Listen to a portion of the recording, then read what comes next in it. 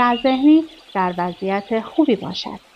چه یوگا باشد، چه دویدن یا وزنه‌برداری، چیزی را پیدا کنید که برای شما مناسب است و آن را به عادت تبدیل کنید. 2. تعیین اهداف. کلید اصلی جهتگیری. اولویت بندی کارهای روزانه.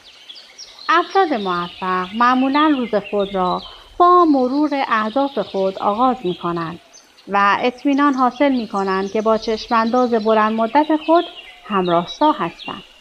استفاده از ابزارهایی مانند تکنیک 4 مربع استفان کاوی یا تعیین اهداف اسمارت می تواند به شما در اولویت بندی آنچه واقعا مهم است و تمرکز بر اهداف کمک کند.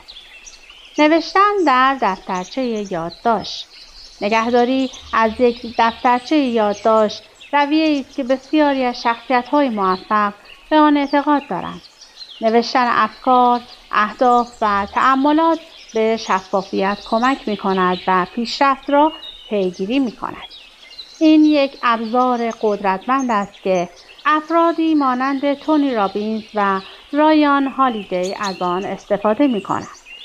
امروزه دستگاه‌های موبایل و کامپیوتر ابزارهایی را در اختیار ما می‌گذارند که بتوانیم یادداشت‌های خود را ثبت کنیم و همیشه همراهمان داشته باشیم و آنها را مرور کنیم. 3. یادگیری مستمر. تغذیه ذهن. مطالعه منظم.